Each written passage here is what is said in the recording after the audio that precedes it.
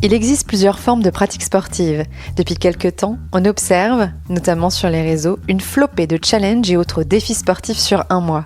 À l'image du mois sans tabac ou encore du Dry January, est-ce que cette rigueur quotidienne est vraiment bonne pour la santé ? C'est le docteur Béchir Boudjema, médecin du sport, qui me partage son point de vue sur le sujet.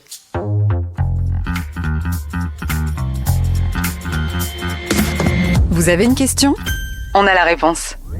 Vous écoutez Conseil Sport, le podcast bien-être, santé, nutrition de Decathlon. Bonjour Béchir.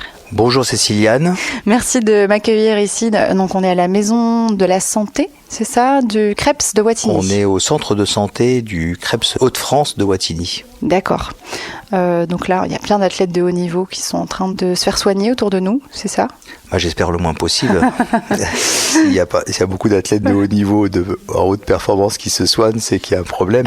Donc on essaie de faire beaucoup de prévention et forcément quand il y a des athlètes blessés, on essaie de les soigner au mieux pour les remettre dans leur passion, dans leur entraînement, dans leur sur pied. Objectif de compétition. Alors aujourd'hui, je t'ai à mes côtés parce que j'ai envie de parler de sport, de santé. Depuis quelques années, les rentrées sportives sont souvent challengées par des défis sportifs. Alors 30 jours de course à pied, 28 jours de pilates au mur, défi de 30 jours, squat, abdos et j'en passe. Franchement, soyons honnêtes, est-ce que ça a un réel intérêt pour la santé ? Est-ce que c'est efficace de se lancer dans ce genre de défi ? Bon, ce qui est important, c'est de faire de l'activité physique déjà. Se lancer dans un défi, c'est pas si simple que ça. Un défi, c'est un objectif. Et un objectif se construit à partir d'un programme d'entraînement structuré, progressif, oui. Dans l'intensité et le volume. Oui. Donc le risque avec un défi, par exemple, de 30 jours ou de 28 jours, lambda, un peu généraliste, c'est de ne pas avoir quelque chose adapté à ce dont on a besoin, de pas suffisamment progressif. Oui, et puis ça peut être surtout source d'un non-défi et source de démotivation si le défi n'est pas atteint, et puis surtout un risque de blessure ou de maladie. Donc le sport est bénéfique, oui, mais de façon structurée. Comment tu structurerais, toi, pour que ça reste bon pour la santé ? Je commencerai de façon très très progressive, tous les 2 jours. Si possible, il y a des coachs maintenant, des préparateurs physiques, il y a des clubs qui accueillent tout type de population avec un défi sportif. Le défi sportif, c'est super, mais il faut l'atteindre. Donc pour l'atteindre, il faut mettre les moyens.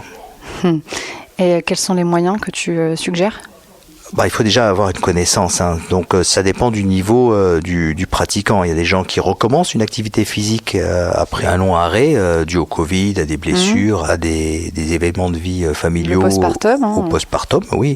Après, il y a des gens qui commencent, qui n'ont jamais fait d'activité physique, qui commencent. Donc c'est une autre type de population. Et après, il y a des sportifs qui recommencent, mais ça sort un peu du sujet, qui recommencent après une blessure ou une maladie. Donc, des profils différents, c'est très difficile de donner une recette. Je mettrai dans cette, si on peut parler de recette, une progressivité dans le type d'entraînement, dans l'intensité et le volume. Un entraînement tous les 2 jours, c'est correct, parce que ça permet de faire une compensation de l'entraînement et d'en recueillir les effets bénéfiques. Tous les jours, et puis ne rien faire après ou ne rien faire avant, ça peut être délétère pour la personne. Ne rien faire un mois avant ou un mois après, c'est bien ça ? Oui, c'est ça. Je pense que le défi des 28 jours doit être extensif à l'année, quoi. Oui. Donc faire du sport tous les jours, si je reprends un peu ta réponse, oui mais non. Oui, c'est mais pas toujours le même sport. Oui, si j'ai envie de faire du sport tous les jours, qu'est-ce que tu proposes ? J'atteindrai une journée sur 2 axée plutôt sur l'activité à dominante cardiovasculaire, vélo, natation, course à pied, et entre 2 faire une activité plutôt de renforcement musculaire, qui peut comprendre la musculation, mais également par exemple le pilates. C'est un bon compromis pour pouvoir récupérer d'une séance spécifique à une autre. D'accord. Tu parles de pilates et je reprends le défi des 28 jours. On a eu une grosse tendance avec défi 28 jours de pilates au mur. Il s'agit de faire 5 exercices de pilates au mur tous les jours. Est-ce que c'est mauvais pour la santé ? Toute activité physique, je ne parle pas de sport, toute activité physique est bénéfique pour la santé. Une activité sportive ce n'est pas toujours... c'est pour ça que tu fais la nuance avec l'intensité. Je fais la différence entre l'activité physique et l'activité sportive. Faire de l'activité physique tous les jours, c'est un facteur de santé. C'est un facteur, il ne faut jamais brider quelqu'un qui veut faire une activité physique tous les jours. Maintenant, dans cette activité physique, je répète, il y a des règles pour pouvoir la faire, non pas sur 28 jours, mais de se refaire un défi de 28 jours en 28 jours. Ok. Donc, activité physique, tous les jours si on veut, en respectant un certain cadre. Et quand tu parles du cadre, c'est l'intensité, bien souvent, la progressivité. La course à pied, c'est pareil. On pourrait courir tous les jours, mais en respectant sa charge de travail. Donc, ça veut dire en écoutant son corps. Exactement. On n'écoute pas toujours son corps quand on commence. Il faut avoir des repères d'écoute de son corps et ça, c'est très, très difficile. Comment on fait alors ? Je reviens sur l'accueil par un coach, une association, un club. Ça peut être un ami aussi qui court et qui est connaisseur. Mais partir à l'aventure tout seul, c'est comme partir faire de l'alpinisme sans avoir fait d'alpinisme. Oui, ça là, il faut un guide. Et le guide permet de pérenniser et de respecter le défi. On l'entend souvent quand j'interviewe également des kinés. On parle aussi beaucoup de récupération, faire du sport. Donc là, je suis dans le mot sport. Faire du sport tous les jours. Attention parce que la récupération fait partie de l'entraînement. Qu'est-ce que tu en penses ?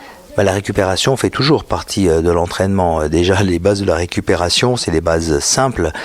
Le sommeil, l'alimentation, l'hydratation. Si on a déjà ce trio de récupération, on a fait beaucoup de choses. Après, dans la récupération, on peut y adjoindre des techniques de récupération. Le pilate, c'est une forme de préparation, mais également une forme de récupération. Dans toute activité physique, il y a une dimension mentale, mais dans le pilate, encore plus. Comme dans le yoga, par exemple. Oui, ou le yoga. Donc, ce que tu suggères, c'est vraiment, vous pouvez bouger tous les jours, il n'y a aucun souci là-dessus. Attention, quand on parle de sport, à l'intensité qu'on y met chaque jour, et ne pas hésiter à varier ses pratiques sportives, son activité physique avec du renfort. Et là, on parle de pilates, de yoga ou autre. Oui, il y a beaucoup d'autres techniques de récupération, mais après, le bas à bas de l'hygiène du corps, et je répète, est très très importante. Le sommeil, l'alimentation, l'hydratation, on gomme pas mal d'inconvénients et on se remet dans une hygiène de vie, un défi également d'hygiène de vie. Ça, c'est un bon défi, ça. Oui. Le défi de l'hygiène de vie. Ouais.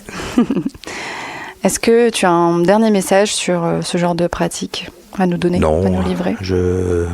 Faites attention au matériel que vous allez utiliser, le choix des chaussures, du vestimentaire, qui était très important également, ne pas acheter des chaussures qui peuvent être adaptées, par exemple, pour la course à pied, par exemple. Ok, l'équipement, très important également. Oui, très très important. Merci Béchir. De rien, Céciliane. Si cet épisode vous a plu, partagez-le. Ajoutez des étoiles sur Spotify et Apple Podcasts. Et si vous en voulez encore, abonnez-vous et laissez-moi des commentaires, je serai ravie d'y répondre.